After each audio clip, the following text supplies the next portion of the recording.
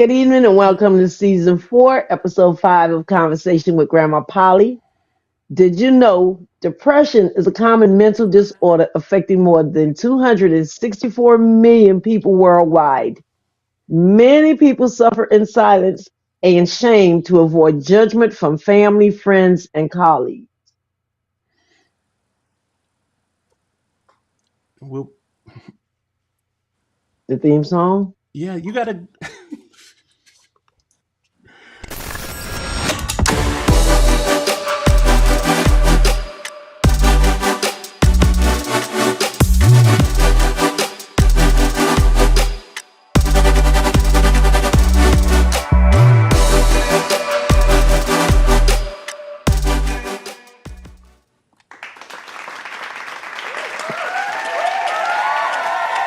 Welcome, welcome, welcome. Welcome to season 4, episode 5. Tonight we have an important message to share. Mental illness is something that has always been a taboo of topic in the Black communities.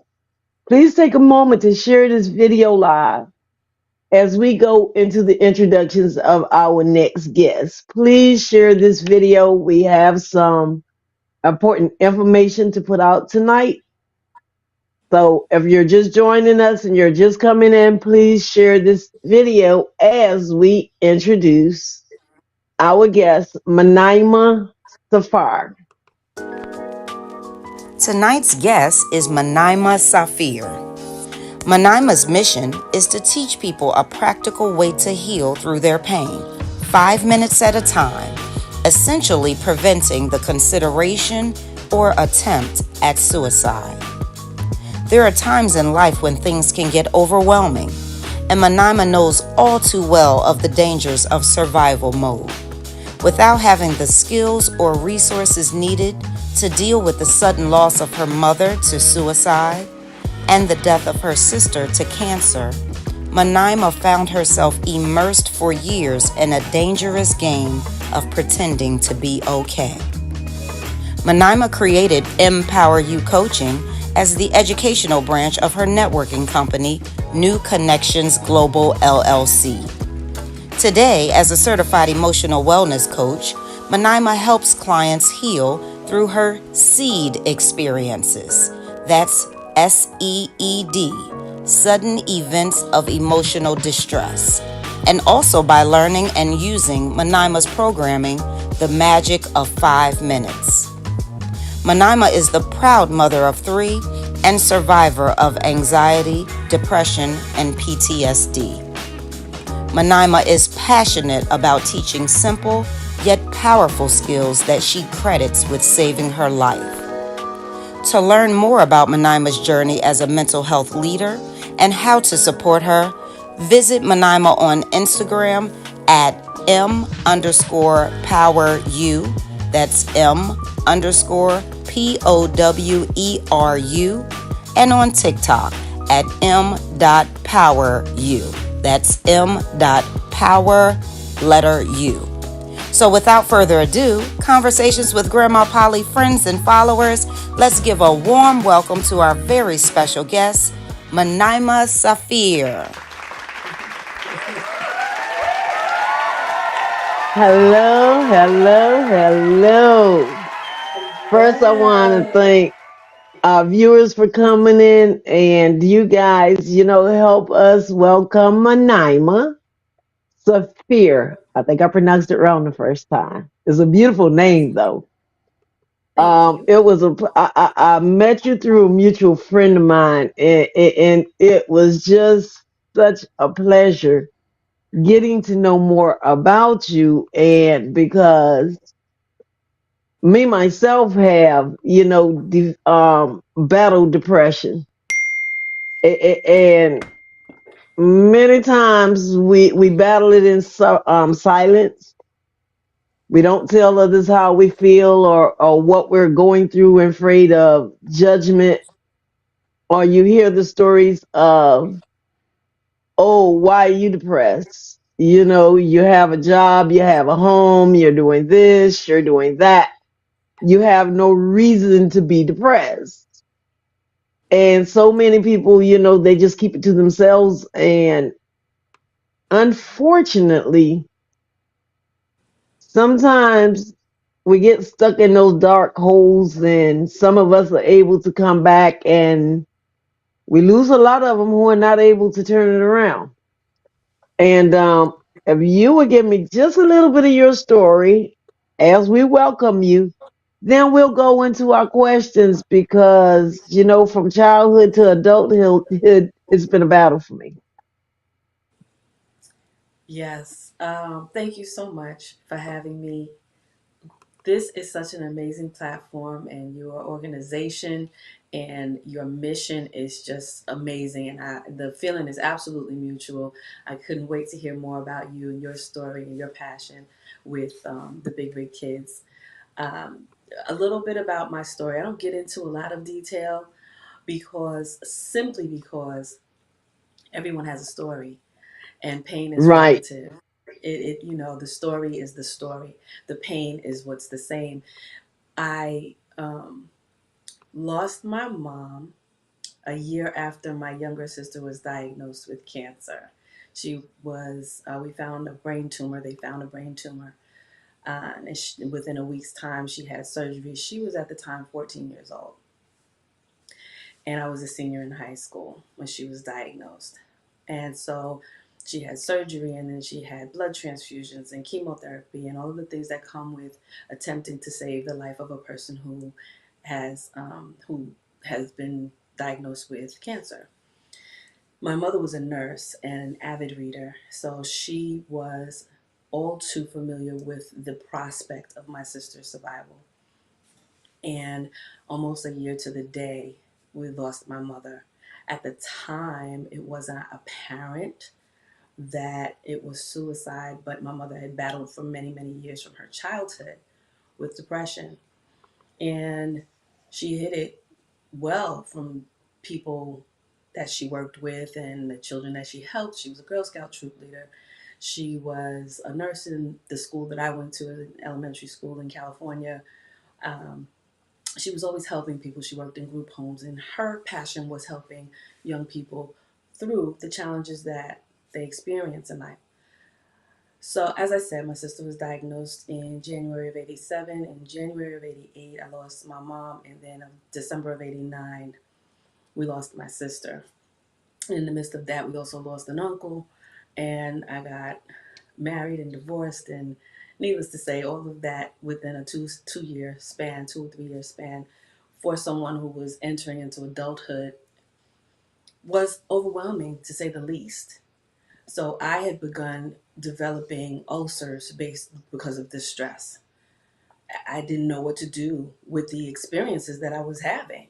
What do I do with this? It's like, okay, I was waiting for my mom to come back from California so we could move into our own place because I was staying with my aunt at the time who was already in her 70s, going into her 80s by the time I lost my mother and my sister. And it's like, I'm looking at this lady, I didn't know anybody else 80 years old. So I'm like, okay, so I have another funeral to go to. Now what?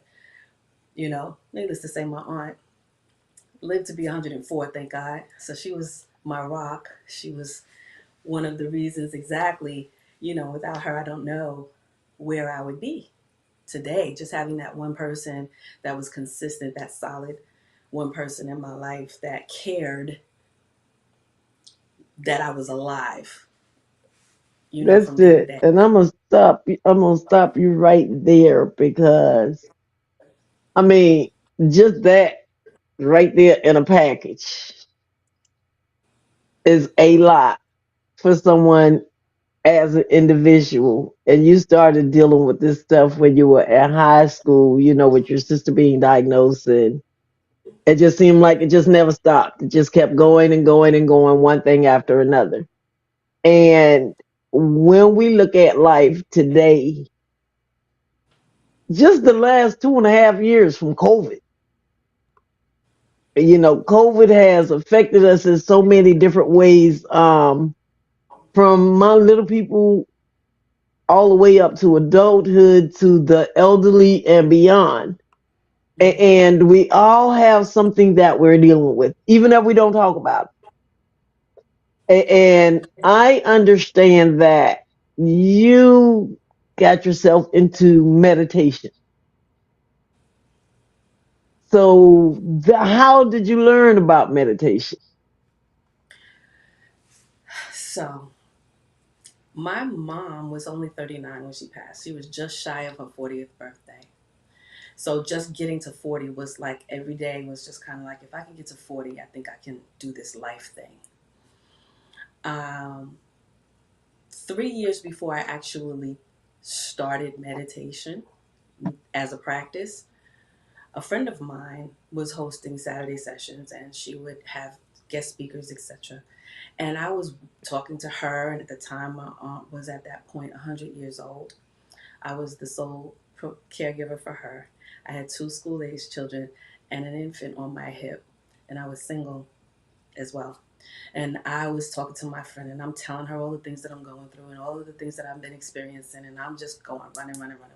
When I finally took a breath, she looked at me, and she always had this amazing glow about her. And she looked at me and she said, "You need to meditate." And I looked at her like she had grown another head. I said, "Did you hear me say I'm happy to get a shower every day?" I'm like, "When exactly do you think I'm going to have the time to meditate? Stop. Did you say I have to stop? Are you kidding me right now? I don't even stop when I sleep." And I just kept talking and talking and talking. It was 3 years before I actually said, "Okay." She said something about meditation. I think I need to figure this out because I was almost tapped. I was like, I have no idea how I'm going to keep going at this rate, trying to keep going, acting like I'm okay, and I'm not okay. So I finally stopped and began the practice, and I haven't stopped since. And I've heard you say this so twice, at least two times, and you probably said it more than that.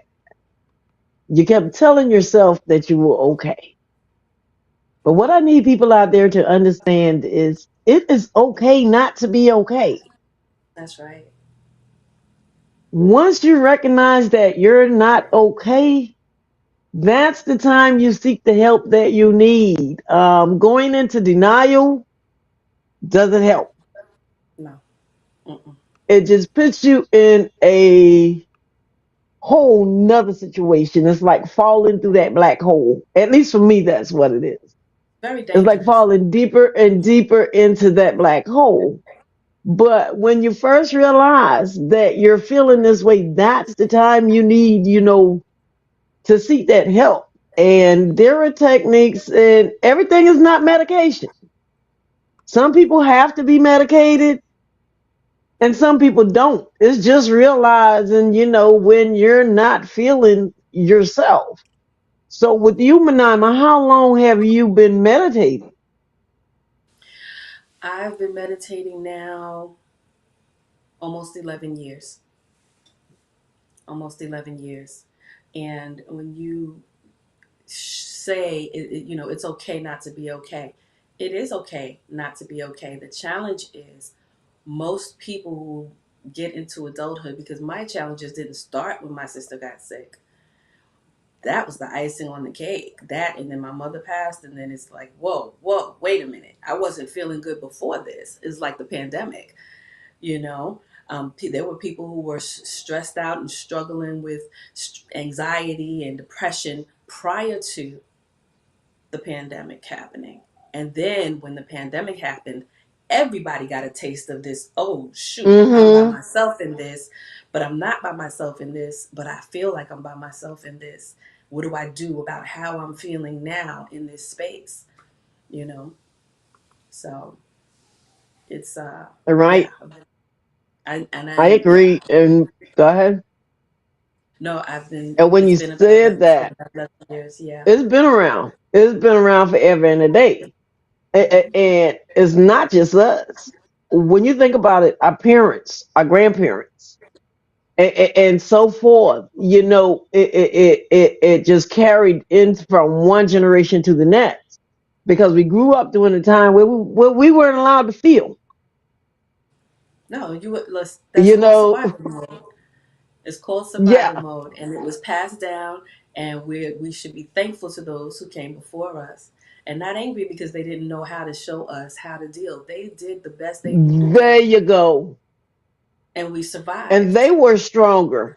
They were stronger than we are They didn't have today. the they didn't have the Yeah, luxury of depression. yes, they did not. They were stronger than we are today because, when I hear people say, oh, this happened and that happened to me when I was growing up, and my parents didn't do right or my parents didn't do that. What you have to remember is that those parents, each generation comes with their own struggles.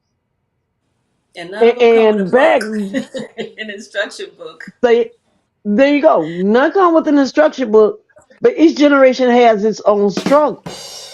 And with them, it was work, take care of your That's it. family, make sure there was a shelter. Let's make sure that there is food. So we never saw them deal with those emotions. And then they passed it on to us. You fall and you bruise yourself. Oh, get up. All that gonna make you a man. All that gonna make you a woman. So it taught us how to bury our feelings and to move forward. And more so, in our men, because our men were taught, oh, you can't, a Right. man ain't supposed to cry. A man is not supposed to feel this way, or a man is not supposed to feel this way. And then let's flip it. Women who have been abused by men or traumatized by men, they were taught, oh, you can't tell your story. You just chalk it up, you keep it to yourself. So there are so many different aspects of these things, the traumas, and it's not just in us older people, it's in No. children too. But I want to ask, how does meditation help with anxiety? You know, meditation helps with anxiety. Let me start this way. The average person has anywhere from 60 to 80,000 thoughts per day. And that's almost impossible to fathom. It's very difficult to fathom 50 to 60,000 of anything. It's a lot. It's a lot. And but if you imagine it like a waterfall, like it's just flowing constantly from the time we're conceived until the time we leave our bodies, constantly flowing. The thoughts are constantly flowing. We don't have control over them. They just come. And they're made up of the experiences that we have in our life. The challenge is, again, if we've had traumas, and I mean, trauma is relative. If you tell a 3-year old they can't have their favorite teddy bear because it's in this wash, that could be a traumatic experience for that 3-year old. And it leaves scars, emotional scars. So what happens again with this waterfall of thoughts that are constantly going, they are, our bodies have memory and it's triggering emotions. So if we're unaware, again, if we are taught and conditioned to suppress that, then we're not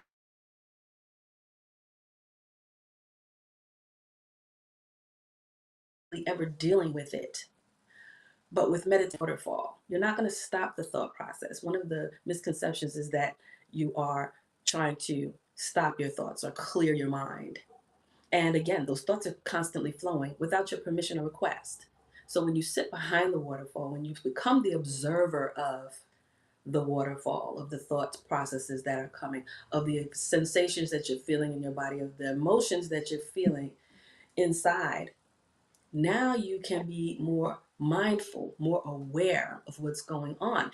And you can watch it like a television program, like it's something outside of you, and then analyze it and begin to understand what's the belief system that's attached to this emotion. Disrespect used to be a big thing for me. Don't be disrespectful. That's look, and especially with my children. What did you say? Don't be disrespectful. But that was something that was inside of me, passed down to from parents. There's nothing wrong with wanting your children to be respectful, but the reaction that we have to it is what we want to pay attention to. So when we sit behind the waterfall and consciously focus on what's happening with us, because rarely are we ever fully present. Rarely, very, very rarely are people fully present. We're usually talking about or thinking about something that's already happened or projecting ourselves into the future, worrying about something that hasn't occurred yet. And so we're rarely fully present. And that's the only time you really have any power is when you're fully present in the moment. So the practice of meditation allows you to recognize, what am I feeling? Okay, if I feel anxiety, you know what? That energy is the same as excitement. I can shift that into, okay, I'm not feeling nervous or anxious. I'm excited. And let it feel what you're feeling. Because if we're conditioned to Okay. suppress what we're feeling, then it's just reactionary because your body has memory. It's going to do what you're accustomed to doing. We're creatures of habit. So creating beneficial habits, because good is a judgment. What's good for the spider is chaos for the fly. I love that. And, you know, as I sat here and I listened to you speak, I may have to steal something from you later, but you talked about the waterfall and, you know, getting ready to go into writing book 5. We'll discuss that later, but Yes. I was also thinking, in my book, Daddy's Home, Mhm. Josh returns home with post-traumatic stress disorder. And not only does it affect him, but it affects the whole family.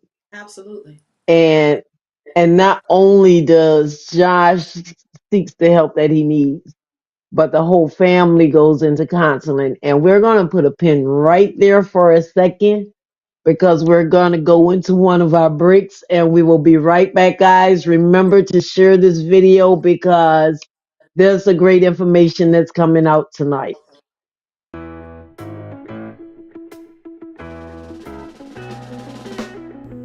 The Big Rig Kids 2023 National Tour is looking for workshop presenters, artists, educators, and entrepreneurs in every tour state. Those tour states are North Carolina, South Carolina, Florida, Pennsylvania, New Jersey, Washington, D.C., Tennessee, Maryland, Delaware, New York, and Georgia. The next stop will be in Georgetown, South Carolina on March 18th at the Howard Gymnasium. There will be businesses, career workshops, youth and adult panels. The motherly music movement will be joining us, as well as the comedy from Demotri and so much more. So get your free ticket for the Big Rig Kids Organization's 2023 Arts, Books, Business and Education Tour in South Carolina on March 18th on Eventbrite. You can search Eventbrite, search the term BRK National Tour, and click March 18th for your free ticket. You can also DM or text BRK Tour at 404-500-7801 for your free individual or group tickets. You can also ask how to invite the Big Rig Kids to your school or community by emailing admin@seamonent.com and request a press packet, or visit www.seamonent.com.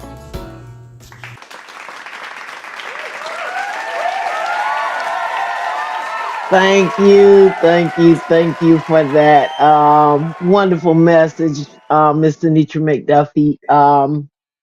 Also, if you're out there in the audience and you have not hit a like and you have not hit a share, please do that now because in a few minutes we're going to have a couple of things that we're giving away. And we want to know that you're there. We want to know that you're in the room. Come in, say a hi, wave a hand, you know, do something. Let us know that we're there. You're there as we continue this conversation because it's a conversation that we do not have in the African American community often. And it definitely is not conversations that we have in the family.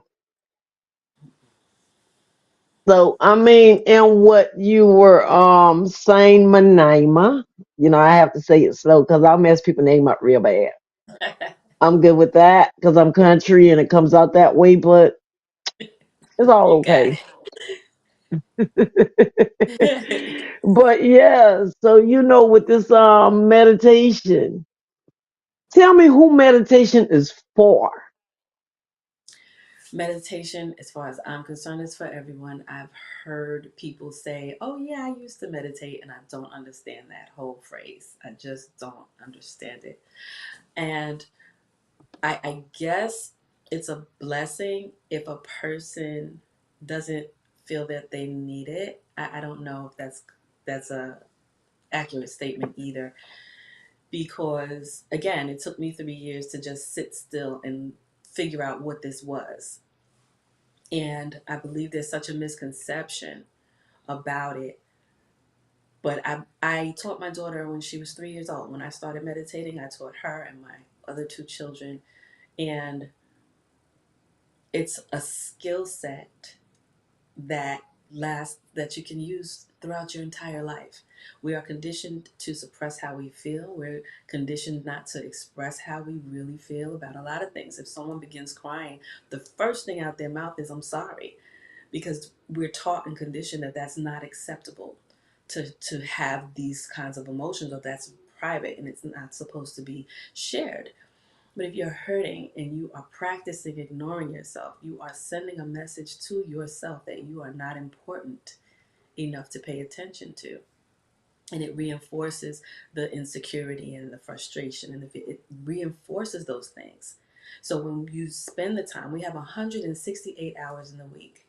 There's nobody on the planet that doesn't have 5 minutes for themselves. And if you don't, there's a saying, if you don't have 20 minutes to sit in meditation, then you should sit for an hour, because you are Wow. doing it wrong.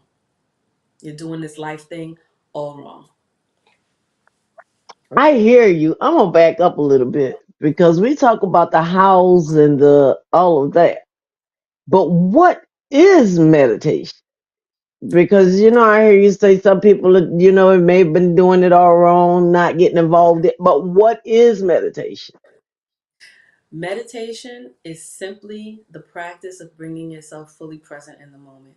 So, actors, actresses, athletes, most people who are at the top of their game or doing something on a professional level have a routine of getting fully present in the moment so that they can channel the energy that they desire in that moment to be the best that they can be.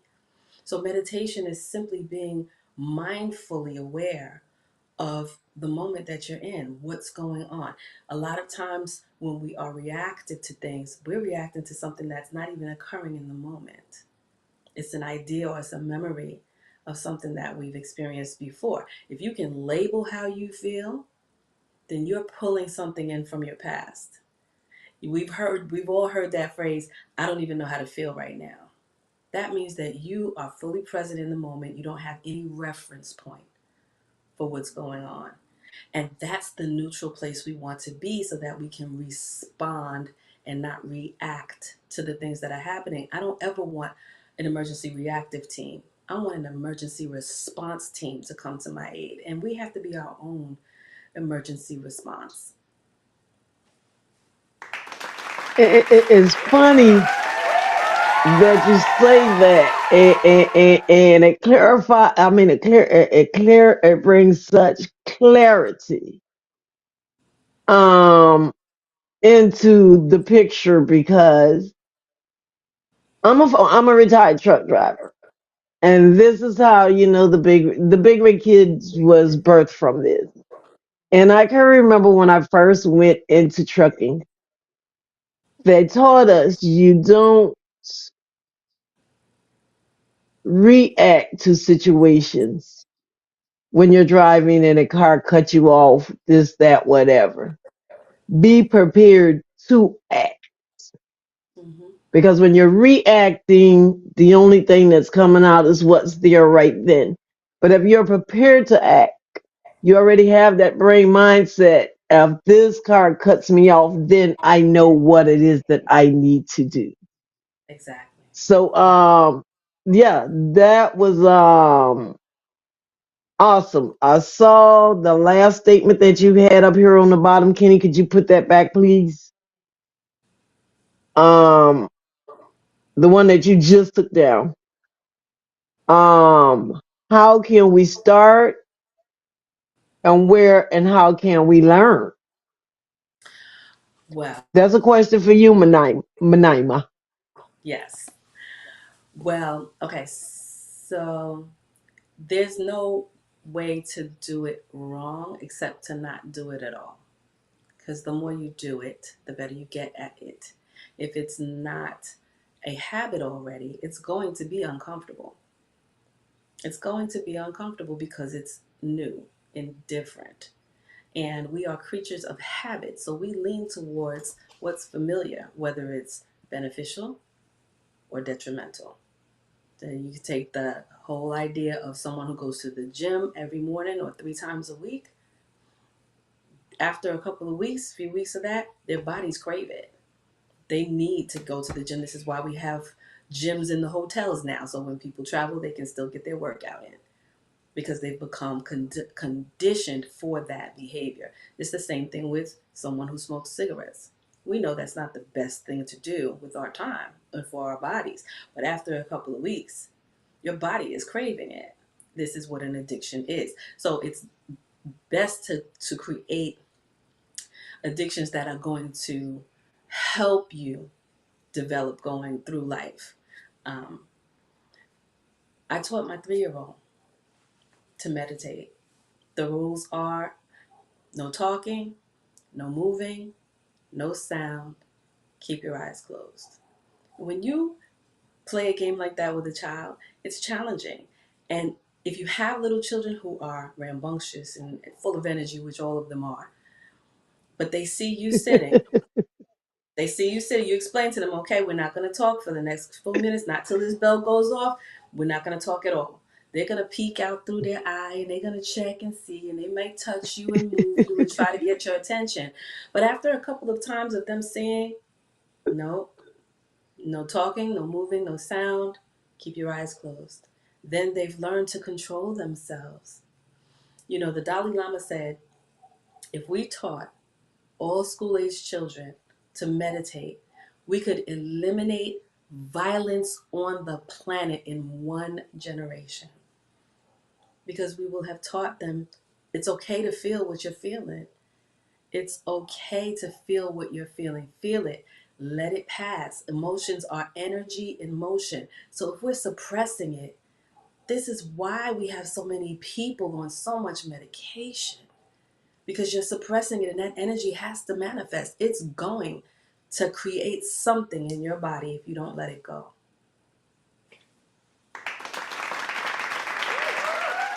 This is a little off topic, but when was the last time you dealt with a 2-year-old? I said 3. I said 3 years old. And these 2-year-olds are brand new, I must say. they're different. But again, we've passed down, like we talked a little bit earlier, we've gotten the way our parents and our elders and our ancestors dealt with stuff was passed down to us. And so now we've passed it down to them, and that's why we're dealing with what we're dealing with. Yes, I said in a jokingly way, but in a sense, and no disrespect to nobody, but I think this is the term that we use. We have these COVID babies because everybody was on lockdown when wasn't able to get out, this, that, or whatever. These are a different type of Different. children Yes, they are. because they haven't been exposed to other children per se, other than the people who they've been around, Hmm. right Hmm. at home. So, y'all moms out there, it might be a little challenging, but there's still hope. Oh, there's absolutely There hope. is hope. They can learn, and they will. They can and they will. When you expect better, then you get better. And that's across the board. The expectation is so important and so key. So a lot of times we go into prayer, oh God, please. And the main ingredient of prayer is faith.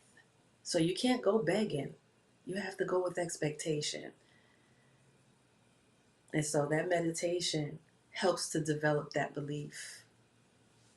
That part and the belief, but you're gonna add action to it too, because I can have all the faith and I can have all the belief that I say that there is, but if I don't put those things into action, and me Mm-hmm. going into the meditations, then it's still not going to do me any good.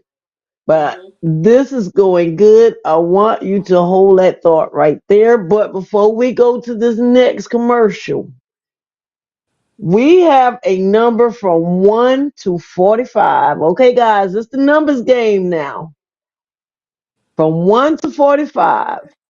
The first person who writes the number that I have written on this cube will win Miniimah's book. So let's get started, and we're going into our next commercial. We'll be right back. The Big Rig Kids has started their nationwide casting call for youth, males and females, 4th grade through high school. Check out the flyer and text BRK Audition to 404-500-7801 for audition registration link. Or you can tag somebody below in the comments, a young person or their parent who you would recommend for the Big Rig Kids roles. Those roles are Sasha, Caden, Maria, Corey, or Nioki. You can visit our website at www.thebigridkids.org for the Big Rig Kids organization characters and theme songs to learn more about the character. That's right, the Big Rig Kid National Casting Search for Youth to represent the characters in every 2023 tour city has begun. Those tour cities are North Carolina, South Carolina, Florida, Pennsylvania, New Jersey, DC, Tennessee, Maryland, Delaware, New York, and Georgia. For more details, you can email admin, that's ADMIN, at SEAMONENT.com, or text BRK Audition to 404-500-7801. You can also DM the Big Rig Kids page on Facebook or Instagram.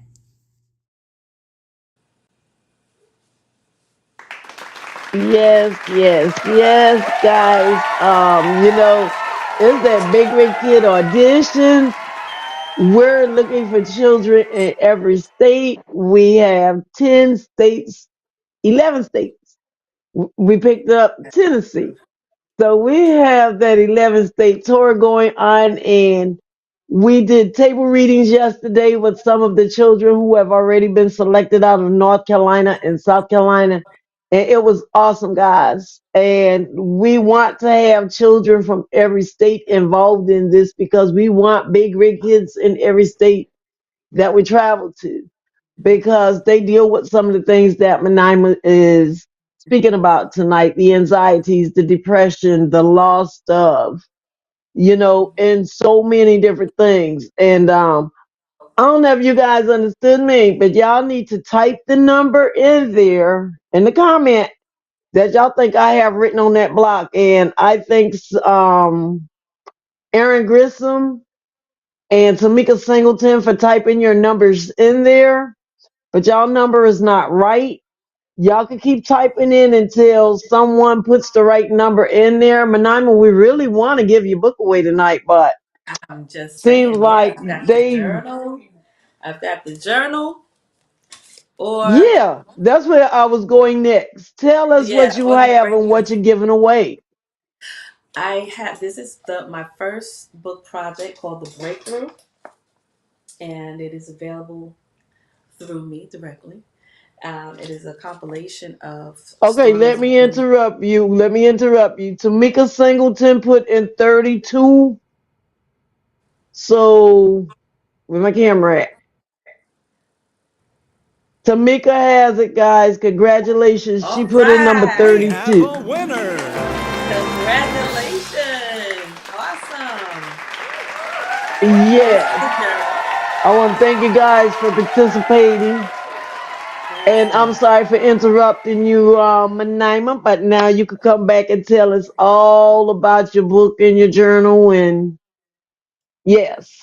Okay. Yes, the breakthrough was my first book project 2 years ago, and it is filled with stories of women who have overcome and gotten breakthroughs through their experiences, and now contribute what they've learned through their struggles and challenges with the world. And this is the first version of the Empower You Magic of 5 Minutes journal. I don't know if you can read that, but okay, there it is. The Magic of 5 Minutes journal. In the front of this journal, there is a healing exercise, an energetic healing exercise for those who may be struggling with anxiety, stress, depression. And the practice of writing things down is very, very powerful because now you've made it real.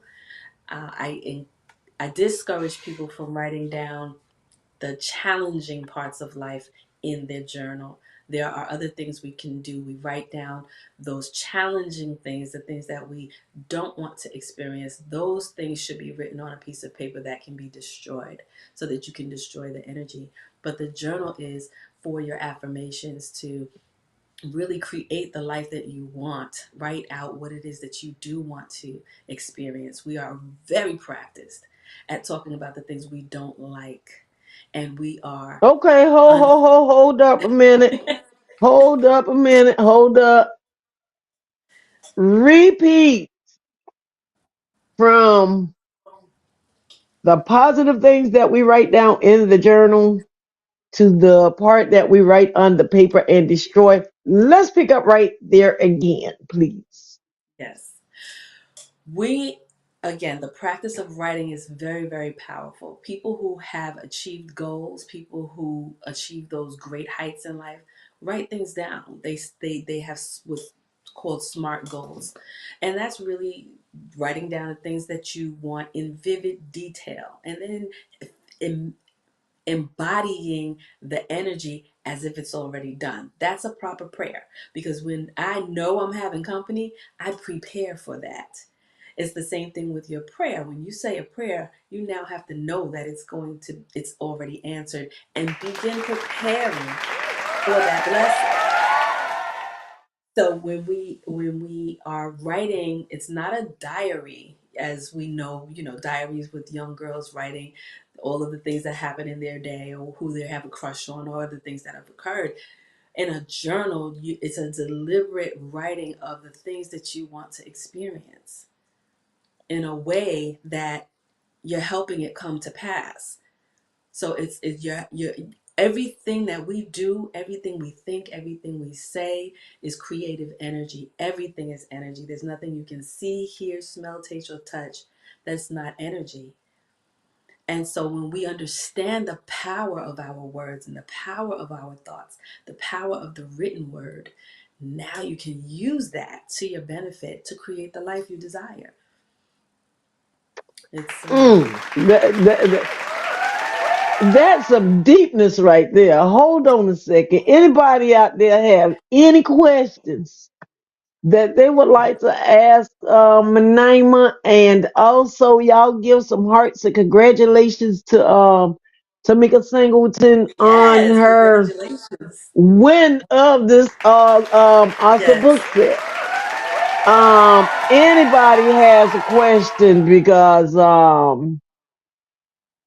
is a feeling that somebody said, feeling that brings it to tuition. Yeah, Yes, that's I me. could relate to that. Oh, Yeah. that's you commenting for me. I love you, brother. Yeah, The But chat, at the we same, don't realize how powerful can I? those feelings are. Yeah, can I speak on that? Yes. I can go ahead and speak yes. on that. You're gonna let me in the show, okay? Thank you very much. Thank you very much. Yeah, the whole thing is feeling. People want to say things about feelings are not to be honored or whatnot like that. But everything, when you feel it, it's like you're living it. Even if it's pain or drama, if you're feeling it, you're living that drama. But if it's happiness, you live in it. And we just have to be conscious of what we choose. And when you notice things are feeling bad and you're feeling it, you got to shut that off real quick and think of something good and actually feel it, because it's that feeling along with that faith and what you've told yourself that's really going to manifest and bring into fruition your heart's desires. Absolutely. We are always manifesting. Most people are manifesting by default. So when you Yeah, begin your meditation and your mindfulness practice, now you can manifest deliberately. touche. Okay. Okay, I like that and I respect that.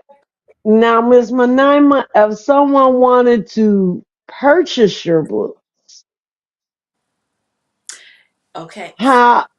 Okay, hold on a second. Let me get this out. Someone say, how has the meditation helped your life and your children? Tell us how to get your book first, and then we'll come to that question because there's two questions there. Okay. So they can email me at empoweryou.coaching@gmail.com. We can put that link somewhere so that they can access that. They can email there. They can go to my YouTube channel and leave a comment, and I'll respond that way. Um, the journal is available on Amazon.com. So the journal is available on Amazon. The other book, The Breakthrough, is available directly through me. How has meditation helped me? When I began meditating, one of the first things I noticed was I didn't feel like I had the right to sit still. I felt like I needed to be going at all times. I needed to be doing something for someone at all times. For me to sit still was just a belief that I had that I didn't deserve to have downtime. I couldn't have any downtime. I was supposed to be doing something at all times. And so 2 weeks in, thank you very much, empoweryou.coaching@gmail.com. And a couple of weeks in, I literally had to say verbally out loud, I can sit still. I can take 5 minutes for myself. I used to use the term, I'm stealing some time for myself. And after a while, it's like, well, who am I stealing from? I'm not supposed to be stealing from anybody. Everybody has 24 hours. And so that was one of the biggest things for me, was getting okay with just taking time for me, being okay, just sitting still. The more I did it, the more I learned about myself. It helped Mm-hmm. me and my children, because I now have they've proven to themselves that they know how to control themselves. So now they are fully responsible for their behavior. They can't say, oh, somebody made me. No, no, no. You reacted. What could you have done differently? Because my motto is, deal with yourself before you deal with anybody else. The way you feel is the way you feel. Deal with how you feel before you deal with anybody else. Because that would keep a lot of people out of jail, a lot of people out of fights, because if I'm feeling something and I'm blaming someone else for it, then I don't have control over me. That means that person has control over me. And anybody that says that word or does that thing will have control over me. When I've learned to, okay, no, I'm not stupid. No, I'm not the N word. No, okay, you must be having a bad day. Are you okay? Now I can be solid within myself and recognize when someone else is going through something, because we're all going through something.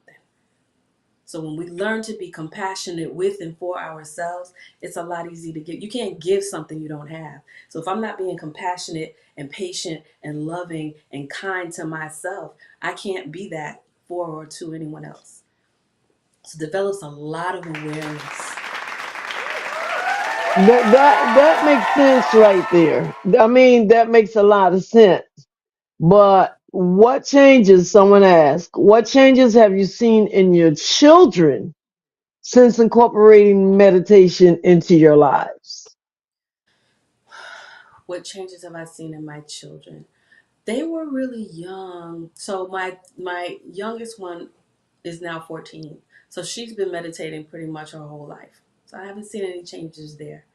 My older two incorporate meditation, and they recognize when they're going through something, that's their go-to now. You know, a lot of us develop unhealthy ways of dealing, suppressing our emotions, drinking in excess, smoking in excess, having random relationships in excess, just doing harmful things to the self, trying to ease that pain because we don't want to feel it. But feeling the pain is part of being alive and being okay with, Right. okay, this is uncomfortable. Learning to change our wording. I hate that. I would, no, no, no, no, no, no. Don't use those words. That's uncomfortable. That's very uncomfortable. And I had someone say to me, that doesn't accurately describe what I'm feeling.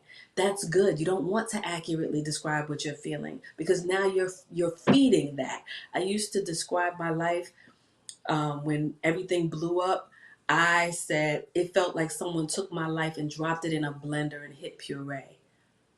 That's how I Oh, felt. wow. Exactly. We don't want to share that information. We are so accustomed to sharing those gruesome details of what happened, and we're addicted to watching the news to see what happened. And if you're not actively able to do something about it, then that is traumatizing your body over and over and over again. I encourage anyone who's listening to minimize your time watching the news. It's detrimental to your body. Your brain can't tell the difference between something that's imagined or real. The only experience your brain has to the outside world is through your senses. So when you're watching a scary movie and you get frightened, that's because your brain has interpreted that you are in danger in that moment. So that's how sensitive and how powerful our bodies and our minds are. So we want to be gentle. We want to feed our bodies and our minds empowering messages as much as possible because you Mm, will begin to believe it over time. Mm. mm. That's deep right there. I want to make a comment, then someone else has a question. Don't take that question down, please, Kenny. Don't take it down. But I can relate to what you're saying as far as the news and people wanting to know. I was just having this conversation with someone the other day. We all know that Ricky's son died. And to go on to social media, and Ricky was constantly on social media doing updates.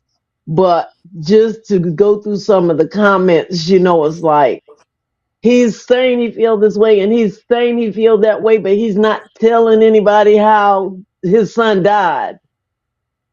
Why do we need to know how he died? We Yeah, we're know just he's addicted. dead, Just but addicted why to do it. we have that desire? Yeah, to know how. And then you hear bits and pieces of stuff on the news, and it's like, oh, I got to make sure I catch that when it comes on. Because in one aspect, it piques the curiosity.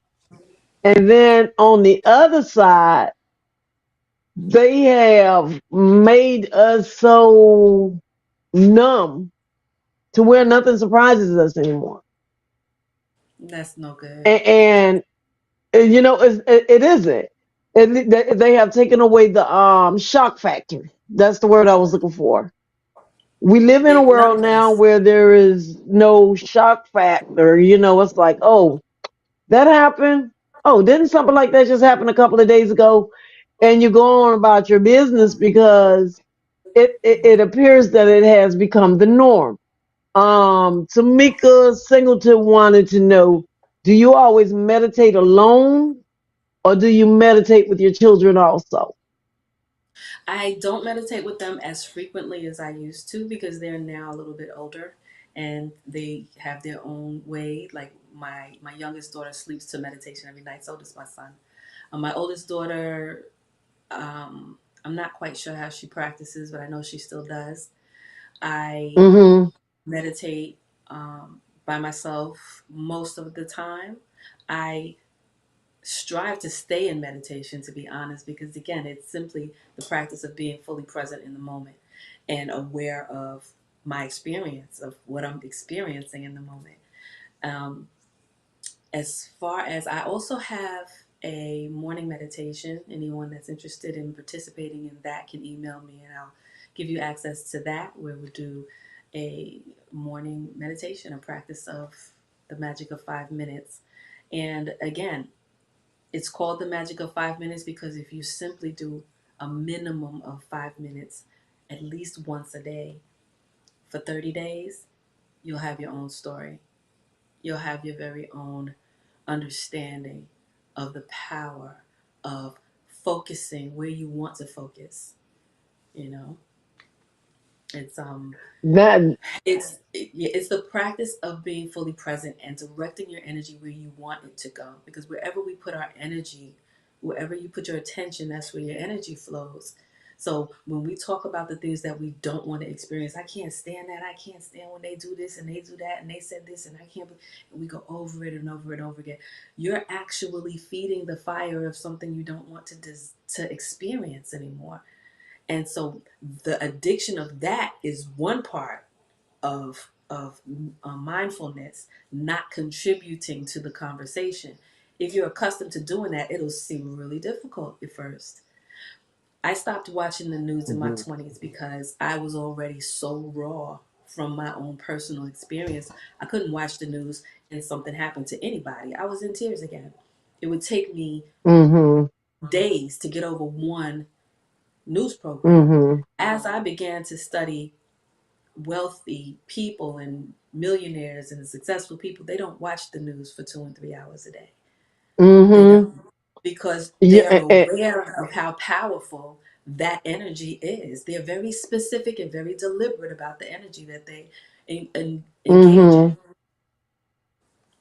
And you're right. And we're coming up on this closing now, but we just thank you so much for being here, and we thank our audience for dropping in. And it's just so awesome with the information that you have shared. And guys, even if you have friends who are not on here tonight watching this video, our videos stay up. It's up on Facebook, and it's also running through YouTube, also on Conversation with Grandma Polly. So share that this video has been very powerful tonight. Share it, keep the conversation going. And now we're going to have to thank some sponsors, and I'll be right back.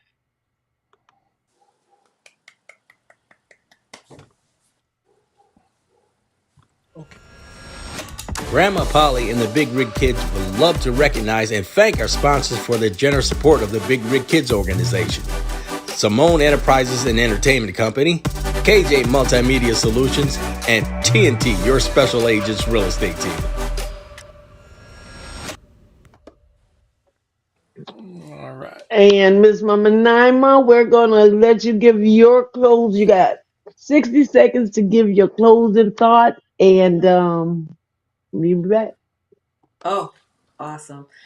Listen, every single person watching and not watching, you are the only you in the history of ever. And that makes you amazing and unique. And your experience on this planet is so valuable and so important. Your story will help someone. What you're feeling, it's okay. It's okay to not feel so good, but it's not okay to stay there. You can absolutely feel it and heal it. Heal it and then show someone else how to. And if you simply take a few long, deep breaths in, hold that breath for a couple of seconds and slowly let it out, that moment right there can change your life. There are so many people in jail or who haven't made it through the day because they didn't stop and take that time. Last year, the first thing that I thought of when one of my favorite actors acted on emotion and attacked another one of my favorite actors at the Oscars, all I could think is the magic of 5 minutes. If he could have taken two more long, deep breaths and let that moment pass, he could have dealt with that in another way. So I encourage you, if you can't find my YouTube channel, you can. here on Facebook or YouTube. Find me through Grandma Polly or Empower You Coaching and learn something about meditation. I promise you'll learn a lot about yourself. Thank you so much for having me today. This has been amazing. I appreciate you. I want to share this information with the world because I do believe it saved my life. It absolutely did. We thank you so much for being here with us this evening. And we want to remind our audience to follow us on our social media channels on Facebook, Instagram, YouTube. Go up to the top and click that little bell. So when you click on that, it will notify you when we go live. We have a lot of things that's coming up. We're on the tour, and South Carolina is our next big stop. And we will be there, and there'll be maybe a few little snippets that we do live whilst we're there. And if you're in that area, even if you're not in that area, and you want to travel and you want to come out and join us on May 18th, come on. We have workshops. We have mental illness workshops. We have gun and violence workshops for our young black males. We have bullying and anxiety workshops for our younger people, male and female. And the list is still growing. So, y'all come on out, join us. Let's have a good time and make a difference in the community. And until next week, peace out, and we love y'all.